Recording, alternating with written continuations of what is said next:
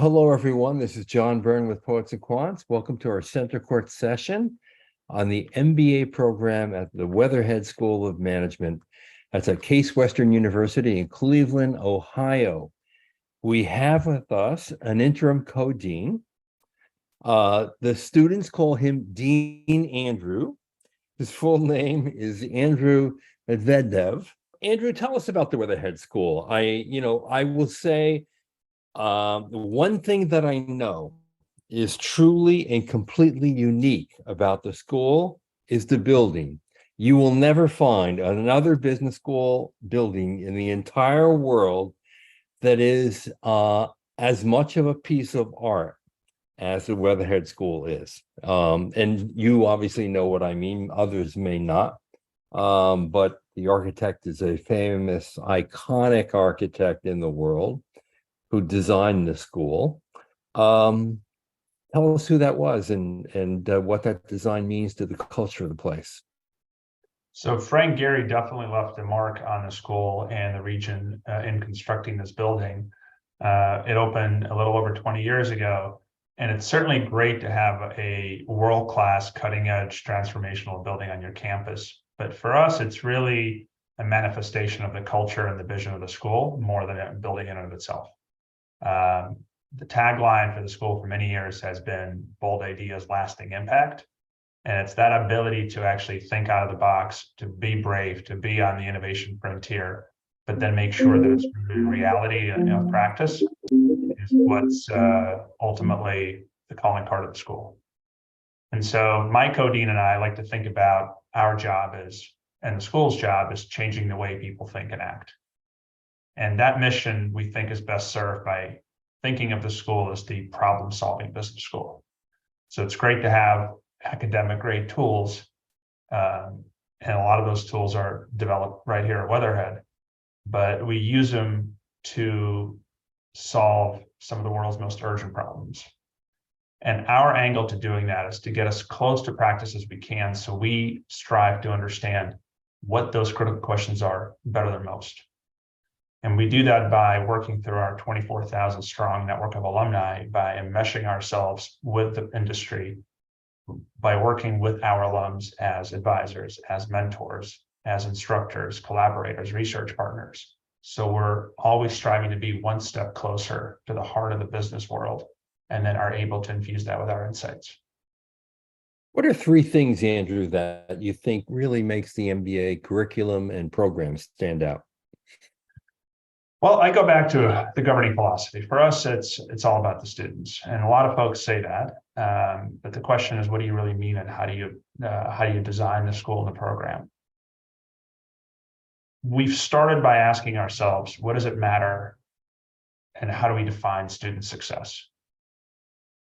First, we started by making sure that we have a degree program solution and experience that's as customized as possible for the multitude of students that come through the halls. So we're not a one-stop shop full-time MBA program.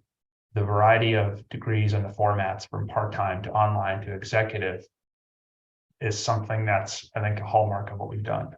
We obviously also offer non-MBA degree programs, and we look to make sure that we meet students where they're at with their interests. Then it's also, how do you craft the experience? So how do you design the school's architecture around student? So we've moved to having dedicated student action teams where when a student comes on campus, their relationship is managed by a single family doctor, quote unquote, a person who's going to be with the student for the rest of the school and is responsible for that, for the outcomes. It's moving to a structure where we have a dedicated corporate partnerships team that works with companies to understand what those companies need in terms of talent, how to best access the right opportunities, and delivers those outcomes. And it's making sure that we all, as a school, as staff and faculty, understand that we're optimizing for certain outcomes of student success that matter to students. Excellent job opportunities, rewarding careers, action learning insights. And critically, for our international students, we want to make sure our programs are STEM eligible. So when folks graduate, they have an automatic 3-year window to stay in the US and get that critical first job. I think the other element that I'd say is everything we do is infused from a point of leadership. A lot of folks talk about leadership, and that's obviously a lot of what people come to business school for.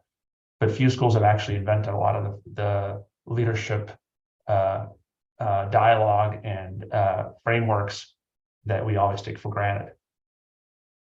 For us, it's helping train students that are actually going to come into positions and give them the content that's going to see them through their whole executive journey, and then give them the reps here at school in a risk-free space to practice that skill set. Right. And yours is a 2-year MBA program, which is typical in the US. This is for some of the international students who may be looking at also 1-year programs. You have a small, intimate program. This is not an MBA factory. What's the size of your annual intake? It varies, John. I'd say it's somewhere between 35 and 50 students, depending on the year. We have the luxury and the flexibility to work with smaller cohorts of students that allow us to build those close relationships critically among the students, with the faculty, with the alumni. And that's honestly one of the hallmarks of the alumni feedback to us, is how much they value those critical relationships. And in some ways, that focus on the right quantity has a certain quality to it in and of itself. Yeah, and I'm sure that as a result of that, everyone knows each other very well, and the faculty know the students, and the students know the faculty well. Exactly. But it's the MBA students also have the opportunity to engage with the rest of the Weatherhead family. We have about 600 students across all programs that walk on campus every year. And that certainly is creates for a vibrant community that the MBA students are a huge part of. Right. How would you describe the culture of the place? Describing culture in a pithy sentence for an interview is always an interesting challenge. But for us, I'd say it's unpretentious excellence. There's a lot of places that are striving for world-class in their discipline. There's a lot of folks, I think, that you meet in life that have a very unassuming, friendly, individual, person-first manner to them. In my experience, it's rare to find that in one place, in one package. When you meet world-class scholars that are at the top of their field, who will take the time to help a student with that first job negotiation, with thinking through career options, with helping develop the framework for their leadership assignment, that matters. When you work with other fellow students that you are fully impressed with, and yet you realize that it's not a competition, that they all want to succeed together, that's not an accident. That's why so much of the work that we do is in teams, where that kind of collaboration can be fostered and infused. That's why the culture on faculty and staff is also to take the work extremely seriously, but not ourselves. And that allows us, I think, to create that value. Yeah. Let's explore maybe what you're doing in 4 key areas today that seem to be getting a lot of publicity: business analytics, diversity, equity, and inclusion, sustainability, and then artificial intelligence. Let's start with analytics. How do you teach that? What's your approach? The way Weatherhead approaches analytics is, so let me start over if you don't mind. There's multiple ways to approach analytics, and it can mean different things to different people. For us, analytics is one of the few key pillars in our strategic plan that we've laid out several years back. And what we've chosen to do is to address it both as a specific dedicated master's program, which we do have, but also infuse their broader curriculum with analytics technology and capabilities. Then the question is, well, what does analytics mean? For us, it's moving from the what to the so what. It's translating the actual work and the actual insight into business problem solving, back to that point of being a problem solving business school. Over and over again, the feedback that we hear from employers that we see in the building on a virtually daily basis, it's wonderful that a student is able to analyze the problem. The question is, can they apply the insights? What is the business implication of what you've done? And it's that place, that bridge between the business imperative, the action and the strategy, and the content and the work itself is where we want our students to excel. Right. So it's embedded throughout the curriculum, and I'm sure you probably have elective courses that perhaps MBAs can actually take courses with your master's in business analytics students. Yes, we have a variety of electives on the topic. Yes. What about diversity? What you're doing in that area now? Well, You happen to live diversity. in a rich and diverse community of Cleveland. For those who don't know Cleveland, and I imagine that is a real advantage for you. It's a huge advantage. And as someone who came to this country 30 some years ago, I'm keenly aware of the value of different perspectives and backgrounds. And ultimately, the only defense we have against the complexity of modern life is diversity of thought. And we practice that here at Weatherhead in a variety of ways. We really work to make sure that we go after the student body that's as broad and representative. And we do that by partnering with HBCUs and HSIs via our North Star initiatives. We have partnerships with the National Black MBA Association, Pro Hispanica, and we've really worked to develop the culture of inclusivity, because diversity without inclusion is a really tough concept to operate.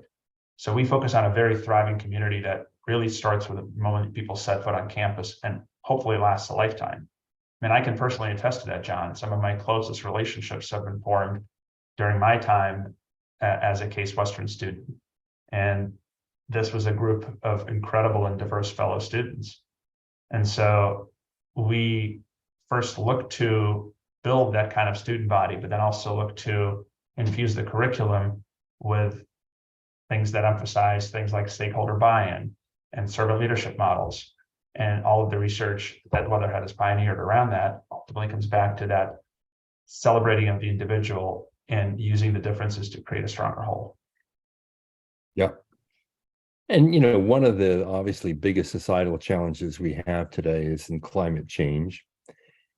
And a lot of schools are addressing this through sustainability topics. What's your approach at Case Weatherhead? Weatherhead has been one of the first schools to tackle the problem back when, I want to say 20 to 30 years ago, which with the formation of a center of excellence, which has since become the Fowler Center for Business as an agent of world benefit.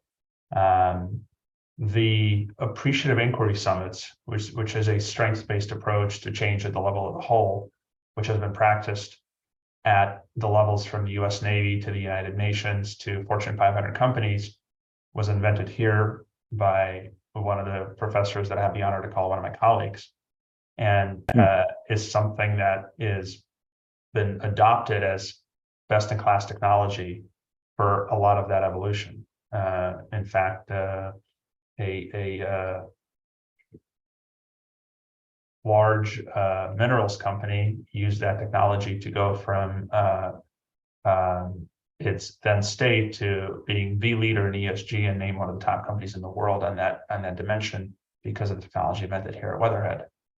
But the question is sort of, what do we do with this? How do we actually impact change? How do we fulfill the mission of being the problem-solving school? So we're working on a variety of ways of partnering with the local corporate community to help be the next step in implementation of the ESG agenda as a way to drive shareholder value and not just reduce damage, but how to actually create a thriving enterprise that captures ESG as a source of value creation. We're looking at a number of ways, for example, to how to create value and sustainable value via supply chain efforts in our supply chain program. And it's also something that I think is a powerful attractor because students have the opportunity to work with the Fowler Center and actually be engaged in a lot of the projects hands-on during the time that they're here. Right. That's great. Many people are looking at ChatGPT-4, Bard, and the rest of the AI platforms as something of a threat that's scary. I wonder where you come out on this and how you're approaching this topic in the MBA curriculum, if at all. Well, I have a pretty simple take on this one, John. It's you can own the future or you can be owned by it. And you can imagine where we land on that dimension. So we believe in making sure that the students that graduate are able to harness the best of modern technology to their benefit, as opposed to be threatened by that. So if you truly conceive of the MBA as the degree that allows you to take the what into the so what, then you can see how ChatGPT can be an ally and can support and turbocharge that transition. Digitization, broadly speaking, of the economy is actually a great example of how Weatherhead looks to drive the frontiers of knowledge and support its students by enmeshing itself with the corporate sector. So something called xLab, which is a center of excellence right here at Weatherhead, started by one of our preeminent researchers, Youngjin Yu, works with companies on key challenges of digitization of customer experience and how to actually help companies from legacy industries best capitalize on currently available technology and transcend into the digital age. So as a student, you have the opportunity to work with world-class faculty in collaboration with the who's who of the corporate world on problems that actually really matter today. And xLab, as a bridge between practice and scholarship, is a great model for what we're building here at Weatherhead. That's fantastic. I'm sure you don't want your students to be replaced by an algorithm someday. I don't think that's a real threat for our students, John. Andrew, how much emphasis do you put on things like personal development? Because I always think that, frankly, the great strength of a good MBA program is not only do you learn the basics in all the key business disciplines or learn about the importance of digitization to make a business more productive and efficient, or utilizing artificial intelligence instead of being conquered by it, or dealing with sustainability or diversity, the topics that we've discussed. But the real key is really sanding off the rough edges that people have and making them true professionals who can be really effective in the world of work. What do you do in that area? John, it's at the heart of what we do. I've had a number of conversations with folks who tend to de-emphasize personal development at the expense of other disciplines, to which I say, that's all wonderful and a good idea as long as you don't work with actual humans, which we tend to do. And so we have channeled our scholarship to help develop the very concepts that drive much of what's considered best-in-class technology for personal development. Like the appreciative inquiry that I mentioned earlier on, work around emotional intelligence that Richard Boyatzis has done. He's done it right here at Weatherhead. That underpins a lot of the technology that we use to help students go through that personal evolution process. You know, probably the biggest reason why humans as a species have succeeded is our unique ability to collaborate. And to us, that personal development is how do you get to a place where you're such an effective collaborator that people on your team or people that you lead want to do what you want them to do, as opposed to just follow management orders.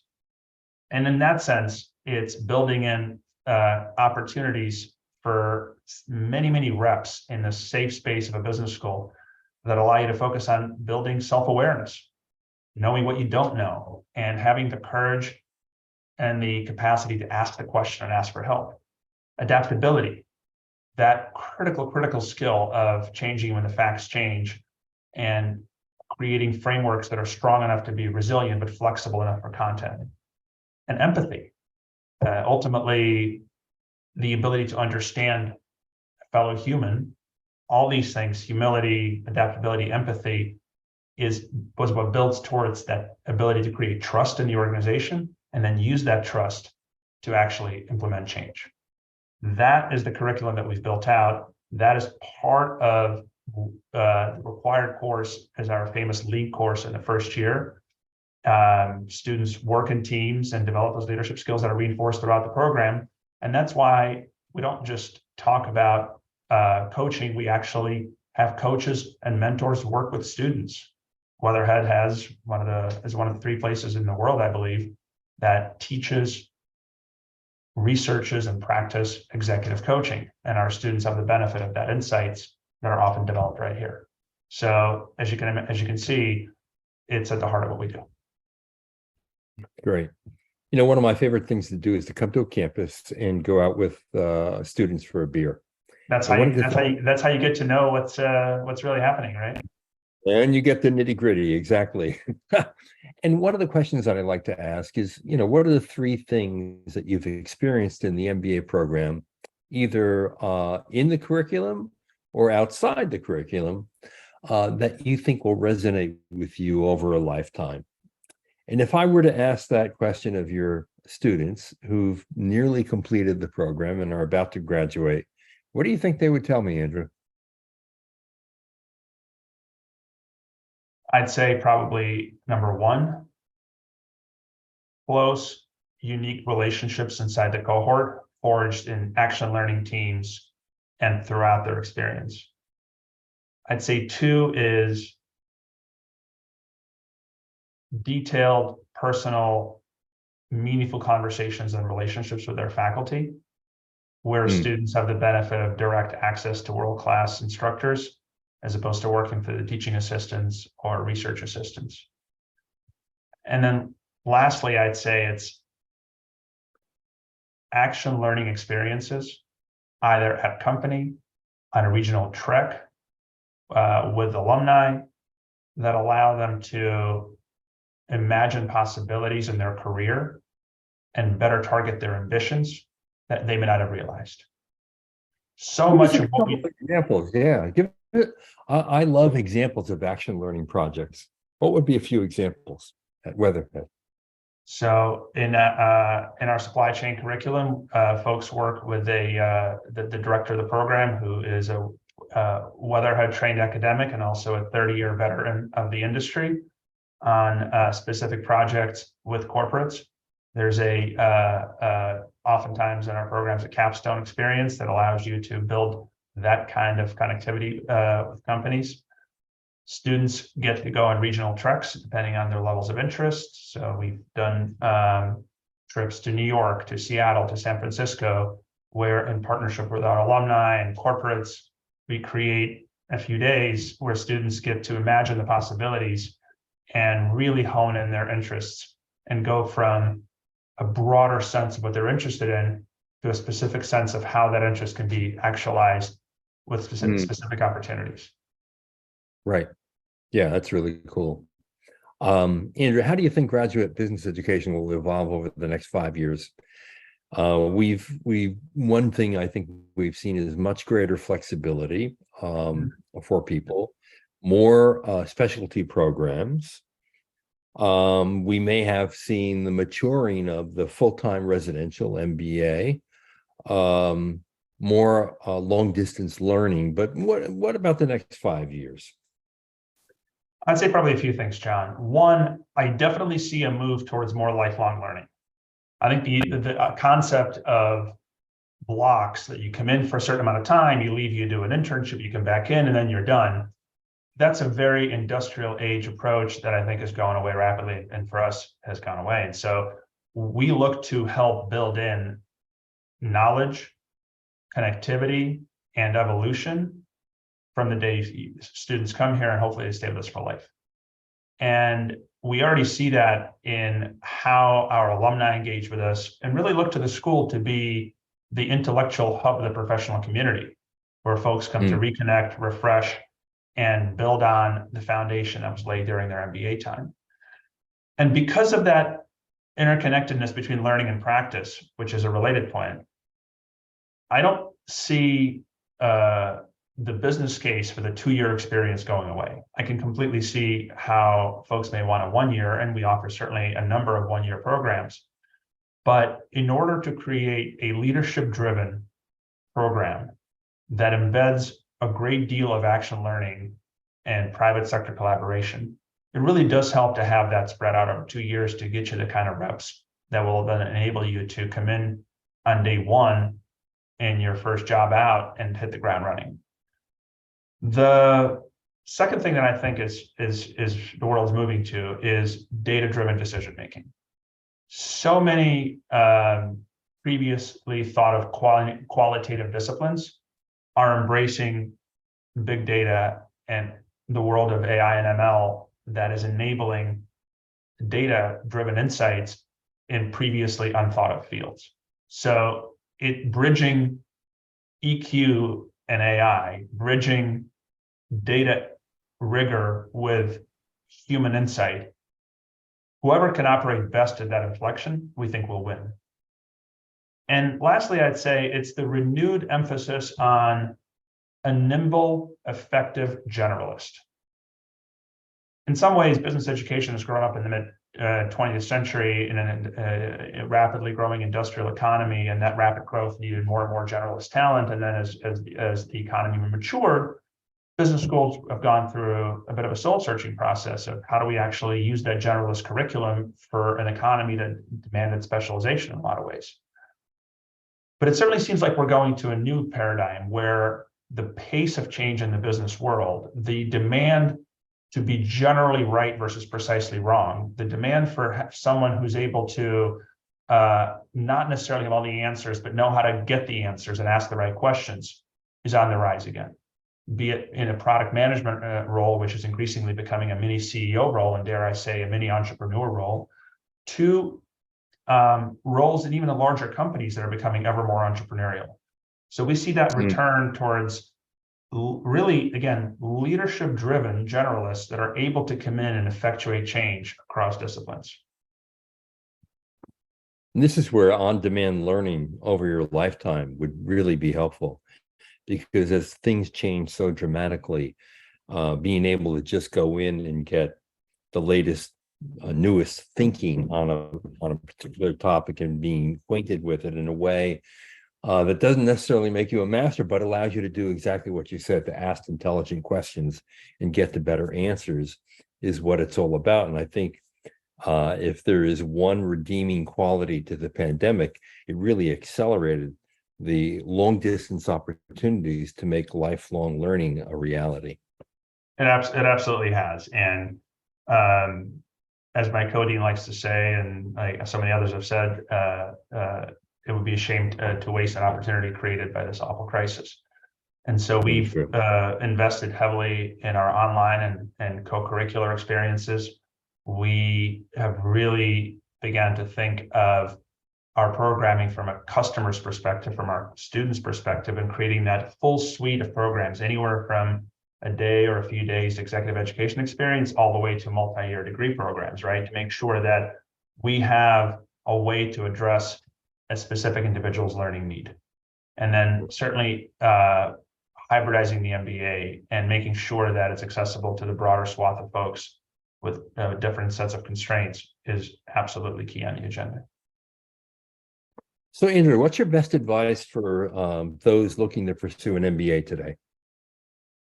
Well, you know, I've come to realize that the dirty little secret of the MBA world is that the absolute rankings tell you very little about what an individual student's experience will be and the ultimate value to the student. My advice is find your fit. Do the John Byrne test and go on campus and have a beer with students. Speak to alumni. Think of what language they speak in and whether that language resonates with you and how you engage with the world.